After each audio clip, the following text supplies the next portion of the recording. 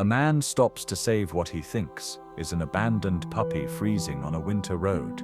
It's tiny, shivering, and alone. He brings it home, names it Echo, and starts to bond with the little creature. But Echo doesn't act like a normal puppy. His eyes are too sharp, his movements too calculated. And when the man takes him to the vet for a routine checkup, the doctor's face goes pale. A DNA test is ordered. 3 days later, wildlife officers surround the house with rifles drawn, because Echo isn't a dog at all. He's something far more dangerous, something someone was willing to kill to protect. And now, the man who saved him is caught in the middle of a deadly conspiracy that reaches deeper than he could ever imagine. What is Echo, who left him to die? And why are armed men willing to do anything to get him back? If you love stories where the loyalty of dogs reveals hidden truths and mysteries, subscribe to Echoes the Dog. Every day we share tales where dogs become echoes of love, protection, and courage. Like the video if you've ever trusted a dog's instinct, and comment below the time and place you're watching. Let me tell you how one freezing night changed everything for a man named Garrett Cole. The headlights of Garrett Cole's pickup truck cut through the falling snow like twin searchlights, illuminating the empty 2-lane highway that stretched endlessly through the Montana wilderness.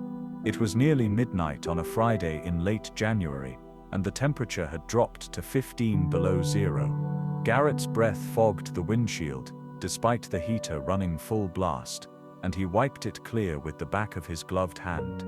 He'd been driving for 3 hours, returning from a job site in Kalispell, where he'd spent the week installing solar panels on a remote cabin. At 42, Garrett had spent most of his adult life working construction, preferring the solitude of rural projects to the chaos of city life. His ex-wife used to say he was running from something. Maybe she was right. The road ahead curved sharply, and as Garrett navigated the turn, his headlights swept across something dark against the white snow. He almost missed it, just a small shape near the shoulder, but something made him tap the brakes. Probably just a branch, he muttered to himself, slowing down anyway. But as he got closer, the shape moved. Garrett pulled over, his truck's hazard lights flashing orange against the snow. He grabbed his flashlight from the glove compartment and stepped out into the bitter cold. The wind hit him like a physical force, and he pulled his coat tighter as he walked toward whatever was huddled on the roadside. His flashlight beam found it, a puppy, impossibly small, curled into a tight ball. Its fur was matted with ice, and it was shaking so violently that Garrett could see the tremors from several feet away. "Jesus Christ," he breathed, dropping to his knees. "What are you doing out here, little guy?" The puppy lifted its head, and Garrett found himself staring into the most unusual eyes he'd ever seen on a dog. They were amber-colored, almost golden, and they held an intelligence that seemed wrong for such a young animal. The puppy didn't whimper or cry, it just watched him with those strange, knowing eyes. Garrett reached out slowly, half expecting the puppy to snap or run, but it didn't. It simply allowed him to scoop it up, its tiny body feeling like ice through his gloves. He tucked the puppy inside his coat, feeling the violent shivers against his chest. "Let's get you warm," he said softly, hurrying back to his truck. Inside the cab, Garrett cranked the heat higher and pulled the puppy out to examine it. Male, maybe 8 or 9 weeks old, with dark gray fur that looked almost silver in the dashboard lights. The pup's paws seemed disproportionately large, and his ears were bigger than they should be for his size. But what struck Garrett most were those eyes, alert, calculating, watching his every move. "Where's your mama?" Garrett asked, checking the road behind him. There were no other vehicles, no houses for miles. "How did you end up out here alone?" The puppy tilted its head at the sound of his voice, and something about the gesture made Garrett's chest tighten. He'd always been a sucker for strays. It's what had led him to adopt his last dog, a lab mix named Copper who'd died 2 years ago. He hadn't been ready to get another pet, hadn't wanted to open himself up to that kind of loss again. But looking at this tiny creature, half frozen and completely alone, Garrett knew he couldn't just drop it at a shelter. "Guess you're coming home with me," he said, wrapping the puppy in an emergency blanket from his supply kit. "Just until we figure out where you belong." The puppy settled against him, and Garrett felt the shivering gradually subside as warmth returned to the small body. He put the truck in drive and continued down the dark highway, glancing occasionally at his unexpected passenger. "Need a name, don't you?" he mused. The puppy's ears perked up. "How about Echo? You showed up out of nowhere like an echo in the dark." The puppy yawned, revealing tiny sharp teeth, and Garrett smiled. "Echo it is." The rest of the drive passed uneventfully. Garrett's cabin sat at the end of a long gravel road, surrounded by pine trees and absolute silence. It was exactly the kind of isolation he'd been seeking when he moved here 5 years ago, after the divorce. After everything fell apart, he carried Echo inside, the puppy now sleeping soundly against his chest. The cabin was small but comfortable. 1 bedroom, a kitchen, a living room with a wood stove. Garrett laid Echo on the couch, wrapped in blankets, and started a fire. As the flames caught and warmth spread through the room, he watched the puppy sleep. Tomorrow, he'd take Echo to the vet in town, get him checked out, maybe put up some found dog flyers. Someone had to be missing him. Puppies this young didn't just appear on frozen highways in the middle of nowhere. But as Garrett settled into his armchair, whiskey in hand, watching Echo's chest rise and fall with deep, peaceful breaths, a small voice in the back of his mind whispered that something about this situation didn't add up. The way Echo had been alone, the strange intelligence in his eyes, the odd proportions of his body. Garrett pushed the thoughts away. He was overthinking. It was just a puppy. A lost puppy who'd gotten lucky. Outside, the snow continued to fall, covering Garrett's truck tracks, erasing all evidence of where he'd stopped. And in the darkness beyond the cabin's warm glow, something moved through the trees. Something that had been tracking Echo's scent. Something that knew exactly where the puppy had gone. But Garrett Cole, exhausted from his long drive and lulled by the whiskey and firelight, knew none of this. Not yet.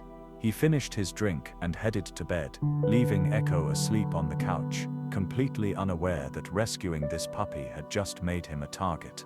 That within 72 hours, his quiet life would shatter completely.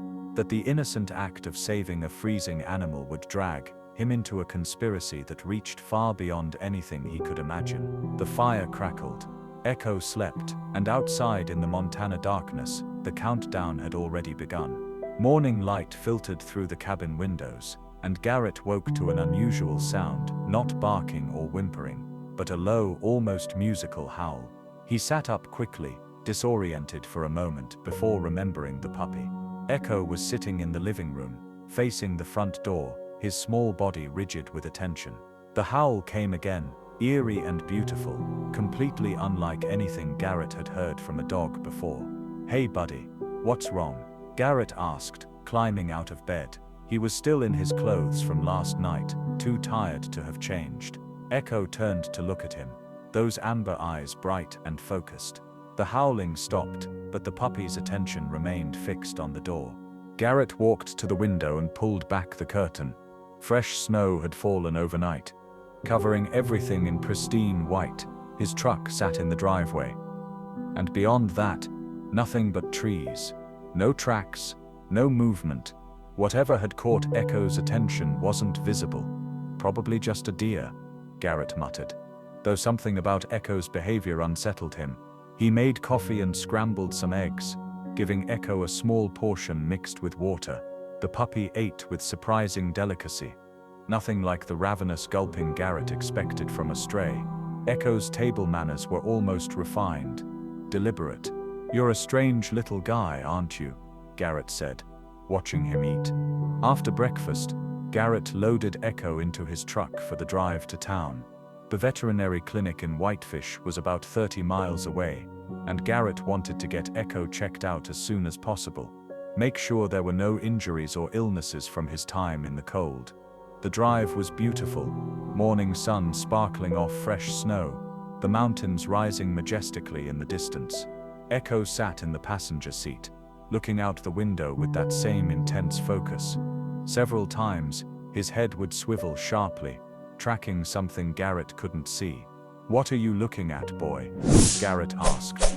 But Echo didn't respond, just continued his vigilant watch. They arrived at Whitefish Valley Veterinary Clinic just after 9. The building was small but well maintained, with a hand-painted sign and a parking lot already half full. Garrett carried Echo inside, where the warmth and smell of antiseptic hit him immediately. The receptionist, a woman in her 60s with kind eyes and gray hair, smiled at them. "Good morning. Do you have an appointment?" "No, sorry," Garrett replied. "This is kind of an emergency. I found this puppy on the highway last night. He was freezing. I wanted to get him checked out."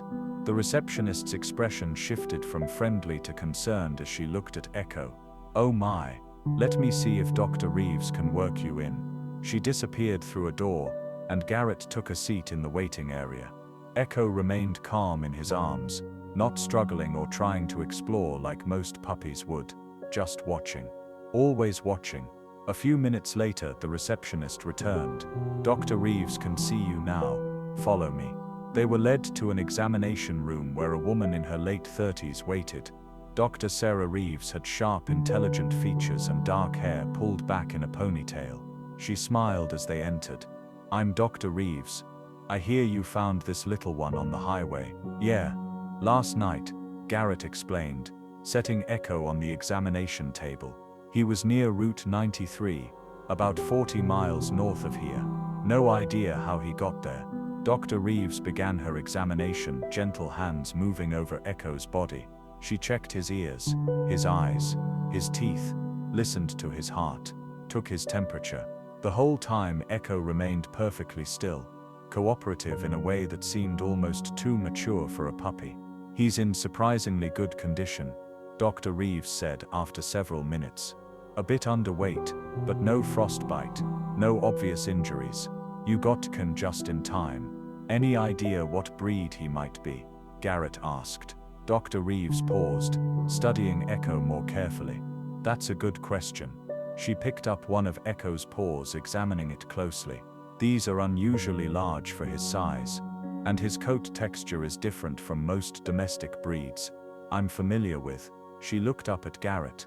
"Did you notice his eye color?" "Yeah, they're pretty unusual." "They're more than unusual," Dr. Reeves said quietly. "They're concerning." "What do you mean?" She set Echo back on the table and pulled out a measurement chart. "Based on his teeth and size, I'd estimate he's about 8 weeks old, but his proportions are off." She ran her hand along Echo's spine, his skeletal structure, the shape of his skull, even the way his ears sit. None of it quite matches standard canine development. Garrett felt a chill that had nothing to do with the cold outside. "So what are you saying, Doctor?" Reeves stepped back from the table, her professional demeanor cracking slightly. "Mr. Cole, I'm saying I'm not entirely sure this is a domestic dog. At least not purely." The words hung in the air between them. "What else could he be?" Garrett asked. Though part of him already knew the answer. Had known it from the moment he saw those amber eyes. Dr. Reeves walked to a cabinet and pulled out a DNA testing kit. "I'd like to run a genetic panel. It'll take a few days to get results, but it should tell us definitively what we're dealing with. And if he's not a dog, then we have a situation," Dr. Reeves said carefully. "Because there are laws about keeping certain species, especially wild hybrids, and if someone was breeding them illegally." She trailed off, shaking her head. "Let's not get ahead of ourselves. We'll know more once the DNA comes back." Garrett watched as she swabbed the inside of Echo's cheek, his mind racing. The puppy sat calmly through the procedure, those unsettling eyes fixed on the veterinarian. "How long for the results?" Garrett asked. 72 hours. "I'll call you as soon as they come in. In the meantime, Dr. Reeves handed him a bottle of puppy vitamins and some high-protein food. "Keep him warm and fed. And Mr. Cole," she looked at him seriously, "don't mention this to anyone. If what I'm suspecting is true, you might want to keep a low profile until we know what we're dealing with." The drive home was quiet. Garrett kept glancing at Echo, seeing him differently now. Not just a puppy, but a mystery. Possibly a dangerous one. "What are you?" he whispered. Echo turned those amber eyes on him, and for just a moment, Garrett could have sworn the puppy understood the question. Could have sworn he saw something ancient and wild looking back at him through that small, furry face. By the time they reached the cabin, the sun was high in the sky. Garrett let Echo explore the property, keeping a close watch as the puppy investigated the snow-covered yard with intense curiosity. Several times, Echo would freeze, ears pricked, head tilted, listening to something Garrett couldn't hear. That night, Garrett couldn't sleep. He lay in bed, staring at the ceiling, thinking about Dr. Reeves's words. Wild hybrid. Illegal breeding. 72 hours until they knew the truth. From the living room came that eerie howl again. Not distressed, not scared, just communicating. Calling to something in the darkness. Garrett got up and found Echo at the window, paws on the sill, looking out into the night. When Garrett approached, the puppy glanced at him, then back out the window. Garrett followed his gaze. At first he saw nothing. Then just at the tree line, something moved. A shadow among shadows. Too large to be a deer, too deliberate in its movements. His hand went to his phone, considering calling someone. But who? And what would he say? There was no proof of anything yet, just a rescued puppy and some unsettling observations. The shadow at the tree line disappeared, and Echo finally stepped down from the window. He walked to Garrett, sat at his feet, and looked up at him with those knowing eyes. Garrett reached down and scratched behind Echo's ears. "Whatever you are," he said softly, "I'm not letting anyone hurt you." It was a promise he would soon regret making. A promise that would cost him everything he thought he knew about safety, about isolation, about running from the past. Because the shadow at the tree line wasn't a curious animal. It was a scout, and it had just confirmed Echo's location. The countdown continued. 60 hours until the DNA results. 60 hours until Garrett's world would explode. But the truth was, he didn't have 60 hours. The people who wanted Echo back weren't going to wait for test results. They were already moving, already closing in. And when they came, they wouldn't be asking nicely. The next morning, Garrett woke to find Echo sitting at the front door again, that same rigid attention. But this time, something was different. This time, there were tracks in the snow. Garrett pulled on his boots and coat, grabbed his rifle from the closet, and stepped outside. The cold hit him like a wall, but he barely noticed. His eyes were fixed on the footprints circling his cabin. Human footprints, fresh, made sometime during the night. Someone had been watching. Echo appeared beside him, having slipped out when Garrett opened the door. The puppy's nose was working, following a scent trail that Garrett couldn't detect. He watched as Echo moved along the edge of the property, tracking whoever had been there. "Echo, come," Garrett called.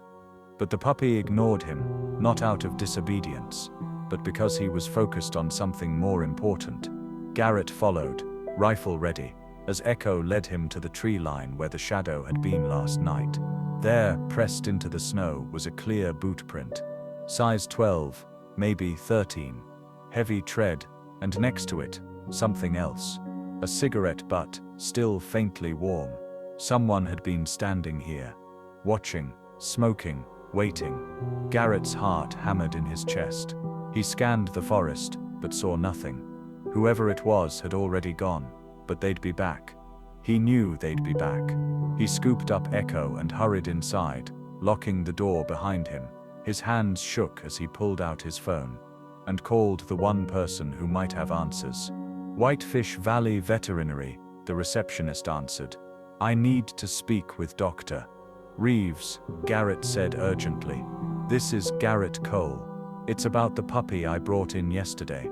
There was a pause. "One moment, please." The hold music seemed to last forever. Garrett kept his eyes on the windows, watching for movement. Echo sat at his feet, calm but alert. Finally, Dr. Reeves' voice came on the line. "Mr. Cole, what's wrong? Someone was at my cabin last night. They were watching. They left tracks everywhere." Another pause, longer this time. "Mr. Cole, I need you to listen carefully. Don't leave your cabin. Don't answer the door for anyone you don't know. I'm going to make some calls. What's going on? Garrett demanded. What is he? I expedited the DNA test, Dr. Reeves said, her voice tight. I got preliminary results this morning. Echo isn't a domestic dog, Mr. Cole. He's not even a wolf hybrid. She took a breath. He's a captive-bred Mexican gray wolf, one of the rarest canids on Earth. And if someone was breeding them illegally, we're talking about a federal crime worth millions of dollars. The words crashed over Garrett like ice water. Mexican gray wolf, endangered species, federal crime. How did he end up on that highway? Garrett asked. That's what I'm trying to figure out, Dr. Reeves said. But Mr. Cole, if the people who bred him realize you have him, they'll come for him, and they won't be gentle about it. She paused. I'm calling the U.S. Fish and Wildlife Service. They need to be involved. No, Garrett said immediately. No authorities, not yet. Mr. Cole, just give me time to think, Garrett interrupted. 24 hours. That's all I'm asking. He could hear Dr. Reeves's hesitation. 24 hours, she finally agreed. But if anything else happens, if they make contact, you call me immediately. And keep that puppy close. Garrett hung up and looked down at Echo. The puppy looked back at him, and Garrett saw it clearly now. The wildness, the barely contained predator beneath the cute exterior. You're worth millions, Garrett whispered. That's why they want you back. Echo tilted his head, and Garrett could have sworn the puppy understood every word. The rest of the day passed in tense silence. Garrett kept the curtains drawn, the doors locked. He moved his rifle within easy reach. Every sound made him jump. Every shadow seemed threatening. As darkness fell, Echo began pacing, back and forth in front of the door, occasionally pausing to sniff the air. Something was coming. He could feel it. Garrett made coffee, knowing he wouldn't sleep tonight. He sat in his armchair, rifle across his lap, watching the door. Echo finally settled at his feet, but the puppy's ears remained pricked, listening. Around midnight, headlights appeared at the end of the gravel road. Garrett's breath caught. No one came up this road. No one except him. The vehicle approached slowly, deliberately. A black SUV with tinted windows. It stopped about 50 yards from the cabin. Engine running, headlights illuminating the falling snow. Garrett stood, rifle ready.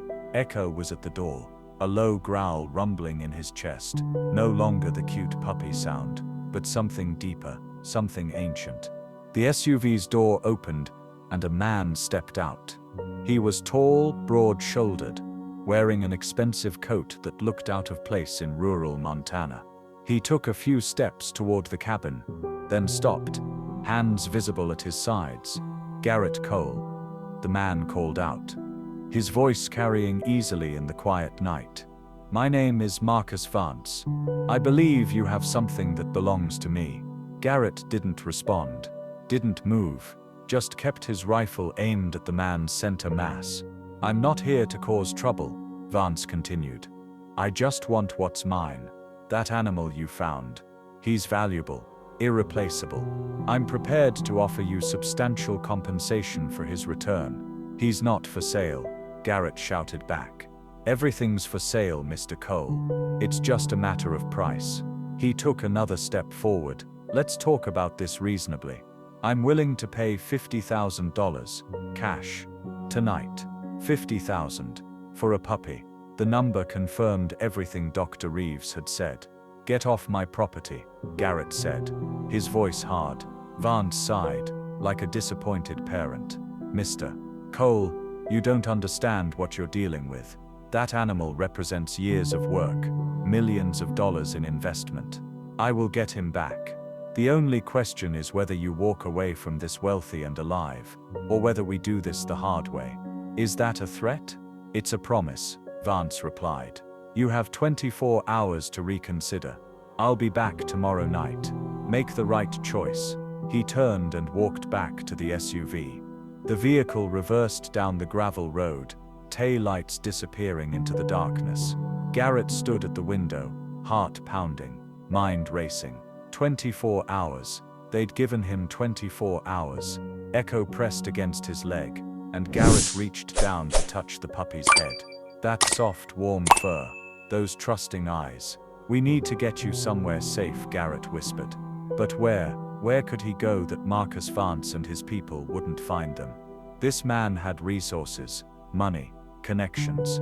He tracked Echo to Garrett's isolated cabin in the middle of nowhere. He could track them anywhere. Unless. Garrett pulled out his phone and made a call he'd been avoiding for 2 years. A call he swore he'd never make. The phone rang 3 times before a familiar voice answered. "Garrett, is that you?" "Hey Sarah," Garrett said to his ex-wife. "I need your help." Sarah Cole lived in Missoula, 150 miles south. She'd moved there after the divorce, taking their daughter Emma with her. Garrett hadn't spoken to her in 6 months, hadn't seen Emma in almost a year.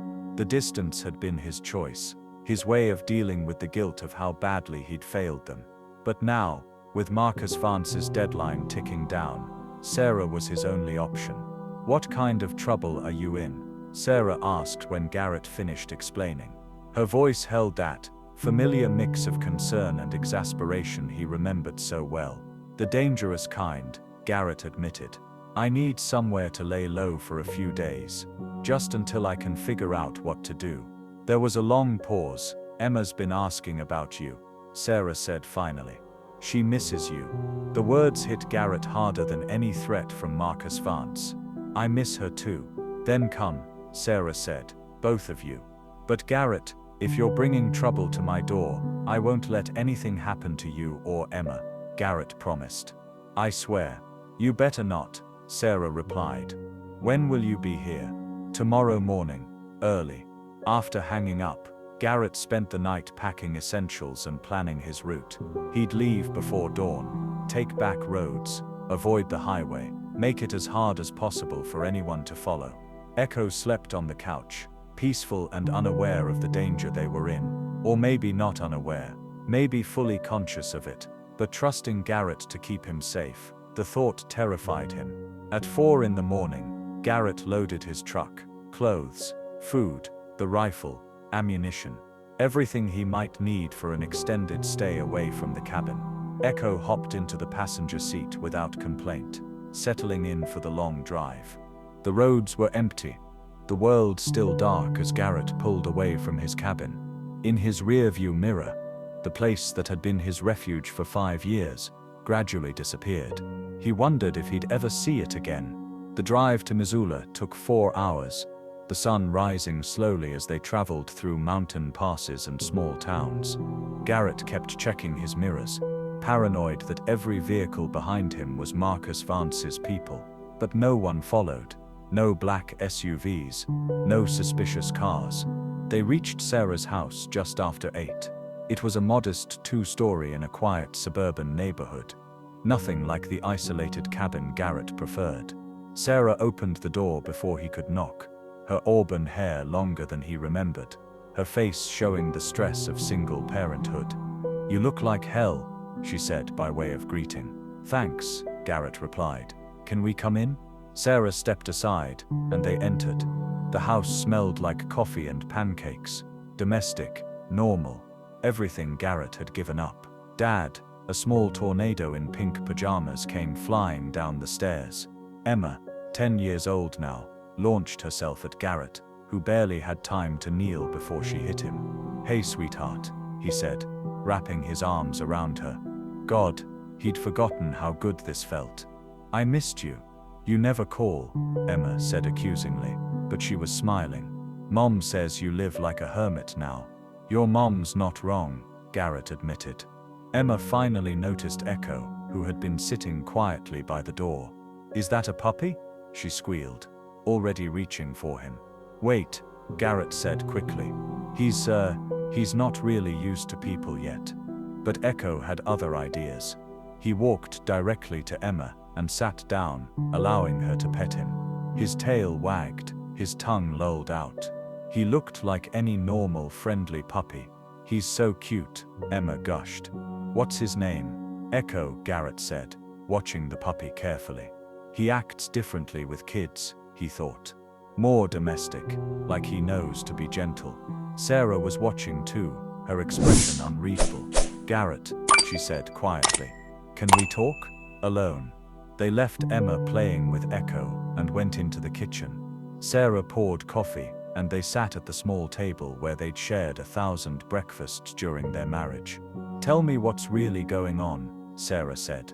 So Garrett did. He told her everything. Finding Echo on the road, the DNA test, Marcus Vance's visit. Sarah listened without interrupting, her expression growing more concerned with each detail.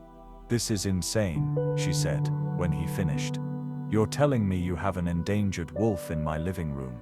He's a puppy, Garrett said defensively. He's evidence of a federal crime, Sarah corrected. Garrett, you can't keep him. You need to turn him over to the authorities.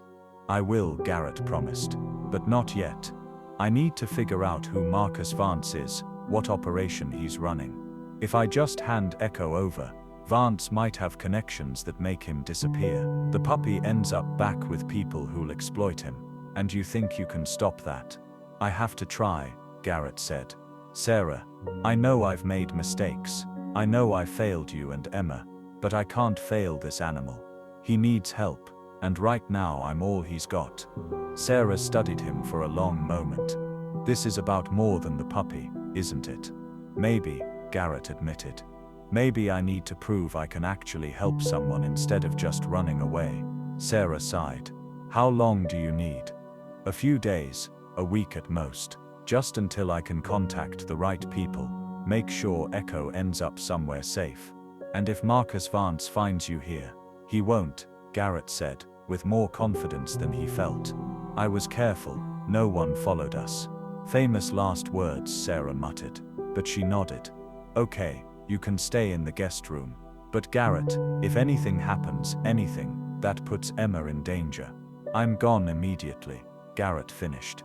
I promise. They returned to the living room, to find Emma had dressed Echo in doll clothes, a tiny pink dress that somehow made the wolf puppy look even more absurd. Echo sat patiently tolerating the indignity, with what Garrett could only describe as amused patience. I think he likes it, Emma said seriously. I think he's just being polite, Garrett replied, rescuing Echo from the dress. The rest of the day passed in surprising normality. Emma showed Garrett her room, proudly displaying school projects and artwork. Sarah made lunch, and they ate together like a family again. Almost like the divorce had never happened. Almost like Garrett hadn't spent 2 years pushing them away. That evening, after Emma went to bed, Garrett sat in the guest room with his laptop, researching Marcus Vance. It didn't take long to find information. The man had a legitimate business presence. Vance Genetics, a biotechnology firm specializing in conservation breeding programs. On the surface, completely legal. Respectable, even. But Garrett knew the truth. Behind that legitimate facade was an illegal operation breeding endangered species for profit. The Mexican gray wolf was just one piece of a much larger puzzle. Echo lay at his feet, drowsing. Every so often the puppy's ears would twitch, tracking sounds Garrett couldn't hear. Even in sleep, Echo remained alert, aware. Garrett's phone rang, startling them both. The caller ID showed Dr. Reeves. Mr. Cole, the veterinarian, said when he answered. We need to talk. Fish and Wildlife contacted me today. They've been investigating Vance Genetics for months. They want Echo as evidence. When? Garrett asked. They're sending an agent tomorrow. You need to bring him in. Garrett looked down at Echo, who had woken and was watching him with those amber eyes. Tomorrow, he agreed. I'll bring him in tomorrow. He hung up and sat in the darkness, thinking. Tomorrow, this would all be over. Echo would be safe with federal authorities. Marcus Vance would be arrested. And Garrett could go back to his quiet, isolated life. So why did it feel like a mistake? Echo made a soft sound, almost like a question. Garrett reached down and scratched behind the puppy's ears. It's for the best, he told Echo. You'll be safe, protected. But Echo didn't look convinced, and neither honestly was Garrett. Outside Sarah's house, the street was quiet and suburban. Nothing like the wild Montana landscape Garrett was used to. Nothing like the freedom Echo deserved. Tomorrow, Garrett thought, tomorrow we'll do the right thing. But tomorrow would bring more than just federal agents. Tomorrow would bring consequences Garrett couldn't imagine. Because Marcus Vance wasn't the only one tracking Echo. And the people closing in were even more dangerous than Garrett feared. The countdown had reached its end, and the real battle was about to begin. Garrett woke to the sound of breaking glass. It was 3 in the morning, the house dark and silent, except for that sharp crystalline crash from downstairs. He was on his feet instantly, rifle in hand, heart pounding. Echo was already at the guest room door, lips pulled back in a silent snarl that showed teeth too large for a puppy. "Stay," Garrett whispered. But Echo ignored him, slipping through the door the moment Garrett opened it. The hallway was dark. Garrett moved carefully, listening. Below he could hear footsteps, multiple people moving through Sarah's house. His ex-wife's bedroom was at the end of the hall. Emma's room was between there and the guest room. Garrett had to get to them before whoever was downstairs did. He reached Emma's door and eased it open. His daughter was sitting up in bed, eyes wide with fear. "Dad," she whispered. Garrett put a finger to his lips, then gestured for her to come. Emma slipped out of bed, and Garrett guided her toward Sarah's room. He could hear the intruders getting closer, climbing the stairs now. Sarah was already awake, phone in hand. "I called 911, she whispered as Garrett and Emma entered. "They're 5 minutes away." 5 minutes was an eternity. 5 minutes was too long. "Lock the door behind me," Garrett said. "Don't open it for anyone but police." "Where are you going?" Sarah demanded. But Garrett was already moving, rifle ready, Echo at his heels. The upstairs hallway opened onto a landing that overlooked the living room. From there Garrett could see them, 3 men in dark clothing, moving methodically through the first floor. They wore masks and gloves, professional. One of them spotted Garrett. He shouted a warning, and suddenly everything exploded into chaos. Garrett fired a warning shot into the ceiling. The sound was deafening in the enclosed space. "Get out of this house," he yelled. "Police are coming." The intruders didn't retreat. Instead, one pulled a gun. Garrett dove back as bullets tore into the wall where he'd been standing. Plaster exploded, raining white dust. He hit the floor hard, rolled, came up behind the corner with his rifle ready. Echo was already moving. The puppy shot down the stairs like a silver bullet, faster than any domestic dog should be able to move. One of the intruders turned toward him, gun raised, but Echo was too quick. He latched onto the man's ankle with those oversized jaws, and the man screamed, falling backward. The other 2 intruders spun toward the commotion, momentarily distracted. Garrett took advantage, firing another warning shot that shattered a lamp near one man's head. "Federal agents are 30 seconds out," Garrett shouted, bluffing. "Leave now or go to prison." The man Echo had bitten was on the ground, trying to kick free. Echo released him, backing away with a growl that sounded nothing like a puppy. It was the sound of something wild, something that knew how to kill. The lead intruder made a decision. He grabbed his injured companion and gestured to the third. They moved toward the broken window they'd entered through, but not before the leader turned back to Garrett. "This isn't over," he called out. "Marcus Vance always gets what he wants." Then they were gone, disappearing into the pre-dawn darkness. Garrett kept his rifle trained on the window, listening. Outside he could hear an engine start, tires squealing. The real sirens were getting louder now. The police actually coming. Echo trotted back upstairs, remarkably calm for having just attacked a grown man. There was no blood on his muzzle, but Garrett knew those jaws had done damage. Sarah's bedroom door opened. She stood there, phone still in hand, Emma behind her looking terrified. "Everyone okay?" Garrett asked, lowering his rifle. Sarah nodded shakily. "What the hell just happened?" "What I was trying to avoid," Garrett replied. "They found us." The police arrived minutes later, 4 cars with lights flashing. Garrett explained what he could without mentioning Echo's true nature, just that he'd rescued a puppy someone wanted back badly enough to break into a house. The officers took statements, photographed the broken window, collected evidence. One cop found blood on the stairs where Echo had bitten the intruder. DNA evidence, he said. They'd run it through the system. By the time the police left, the sun was rising. Garrett sat at Sarah's kitchen table, exhausted and wired with adrenaline. Emma had finally gone back to sleep, but Sarah stayed with him, hands wrapped around a mug of coffee she wasn't drinking. "You need to leave," she said quietly. "Not because I want you to, but because they know you're here now. They'll come back." "I know," Garrett replied. He looked at Echo, who sat by the back door watching the yard. "I'm sorry I brought this here. I'm sorry you're dealing with it alone," Sarah said. She reached across the table and took his hand. "Garrett, whatever happened between us, whatever mistakes you made, I never stopped caring about you. Let me help. You are helping. You let us stay." "That's not what I mean."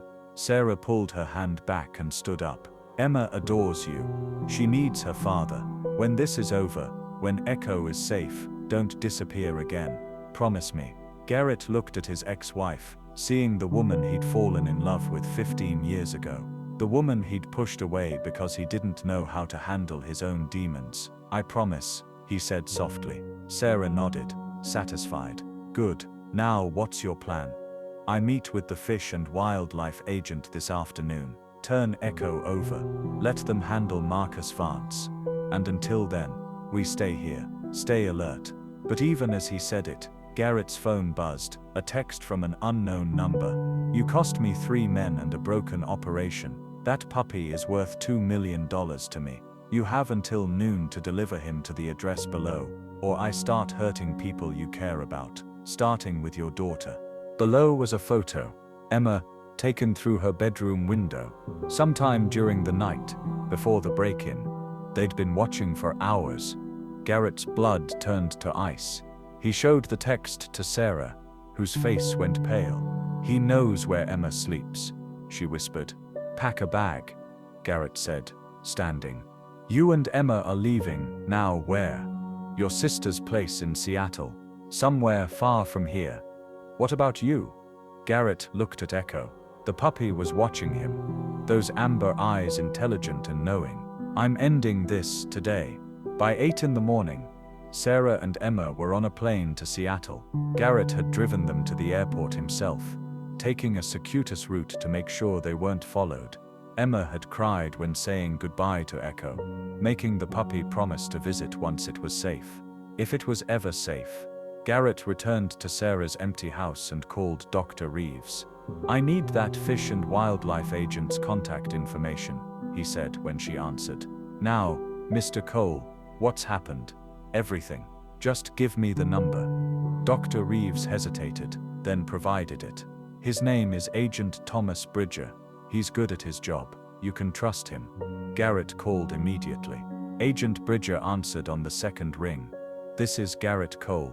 I have the Mexican gray wolf puppy. We need to meet." "I know who you are, Mr. Cole," Bridger replied.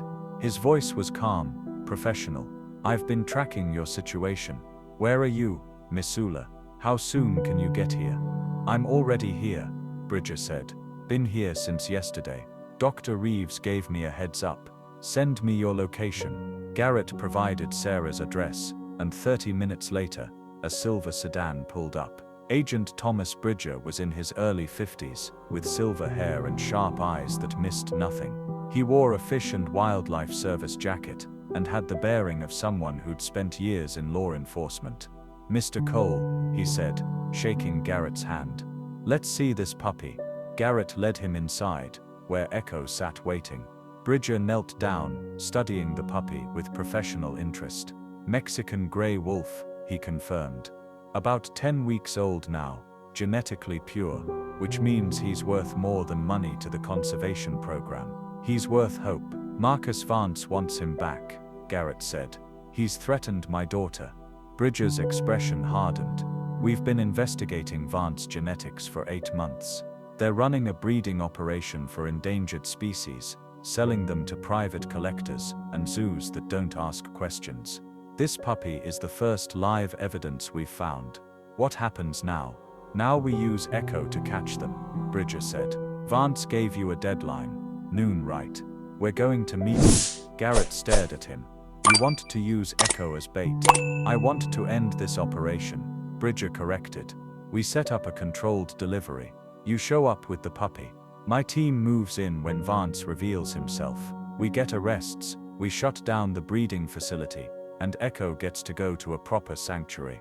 What if something goes wrong? That's why we're doing this controlled. You'll wear a wire. We'll have agents positioned everywhere.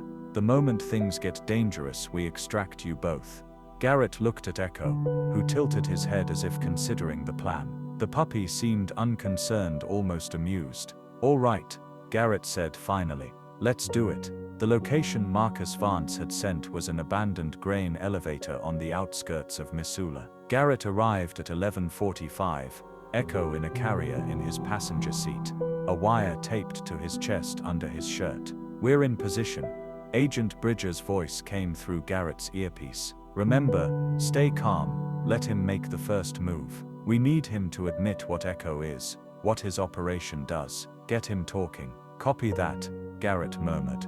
At exactly noon, Marcus Vance's black SUV pulled up. Vance himself stepped out, flanked by two large men who were definitely not showing up to a friendly business meeting. They looked like the type who solved problems with violence. Vance approached Garrett's truck, smiled pleasantly. Mr. Cole, I'm glad you came to your senses. I want my life back, Garrett said. Take your puppy, and leave me alone. Of course, Vance gestured to the carrier. May I see him? Garrett opened it. Echo sat calmly, those amber eyes fixed on Vance. The man's smile widened. Perfect specimen, he said softly. Do you know what you had, Mr. Cole? This animal represents 10 generations of selective breeding, pure Mexican gray wolf genetics, extinct in the wild.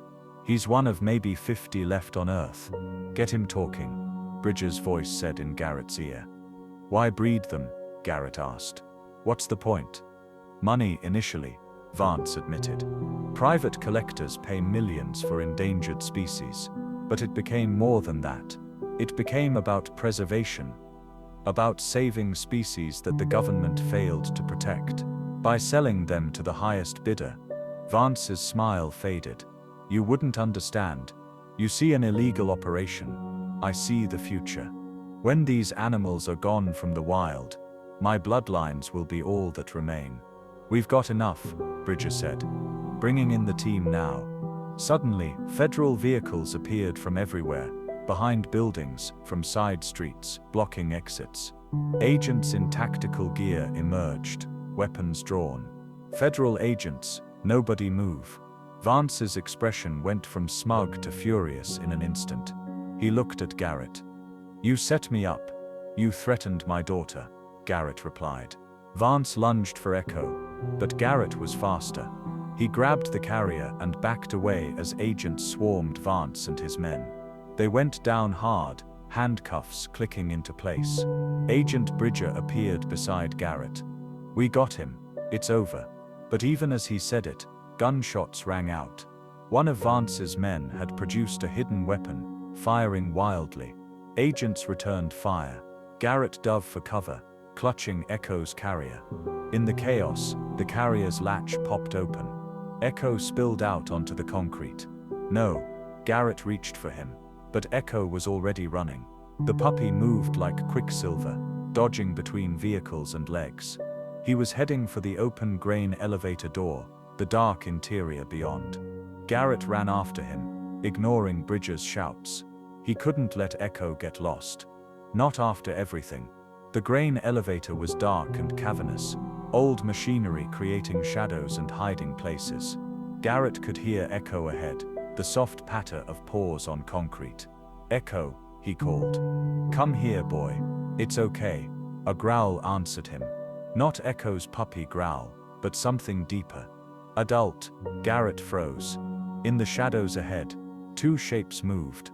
Wolves, full-grown Mexican gray wolves. their amber eyes glowing in the darkness. "Oh God," Garrett breathed. Echo appeared between the adults, and Garrett understood. These weren't random wolves. They were Echo's parents. Somehow, they'd escaped Vance's facility. They'd been tracking their puppy for weeks. One of the adults, the mother, moved toward Garrett. He raised his hands, showing he was unarmed. The wolf sniffed him, growled low. Then Echo did something remarkable. He moved between Garrett and his mother, looking up at her, made a soft sound. The mother wolf looked at her pup, then at Garrett. Some communication passed between them that Garrett couldn't interpret. Slowly, the mother wolf backed away. She and the male turned toward a back exit, an old delivery door that opened onto the woods beyond. Echo looked at Garrett. For a long moment, man and puppy stared at each other. Garrett saw the choice Echo was making: wild or domestic, freedom or safety. "Go," Garrett whispered. "Go with them." Echo's tail wagged once. Then he turned and followed his parents out into the forest. All three wolves disappearing into the trees. Agent Bridger found Garrett standing at the open door, watching the empty woods. "Did you see where he went?" Bridger asked. Garrett turned to him. "No, he just vanished." Bridger studied him for a moment, then nodded. "Probably for the best. Those animals belong out there, not in a cage." 3 weeks later, Garrett sat in his rebuilt cabin. The damage from Vance's surveillance had been repaired. His life had returned to quiet isolation. Except now, Emma visited every other weekend. Sarah had agreed to shared custody. His daughter filled the cabin with laughter, teaching Garrett how to be a father again. And sometimes, late at night, Garrett would hear howling from the forest, 3 voices calling to each other. A family reunited. He'd step onto his porch and listen, and occasionally he'd see them at the tree line. Echo, nearly full-grown now, flanked by his parents. The puppy would watch Garrett for a moment, amber eyes gleaming, then they'd disappear back into the wild, free and protected. Marcus Vance was facing federal charges. His breeding facility had been shut down, 23 endangered animals rescued. Agent Bridger had called to thank Garrett for his help. Dr. Reeves had called too. "You did the right thing," she'd said, letting him go. Maybe he'd just finally learned that sometimes love meant letting go. That sometimes the best way to save someone was to set them free. Emma appeared beside him on the porch, wrapped in a blanket. "Is that Echo?" she asked, pointing at the tree line. "Yeah," Garrett said softly. "That's him. He looks happy." "He is. Do you think he remembers us?" Garrett put his arm around his daughter. "I know he does." And as if in answer, Echo howled one more time. Not a call of distress or warning, but something else, something that sounded almost like goodbye, or maybe thank you. The wolves melted back into the forest, and Garrett stood with his daughter under the Montana stars, finally at peace. Thanks for watching. If any part of this story lingered with you, consider subscribing. I'll be here again tomorrow sharing another tale that speaks to the soul.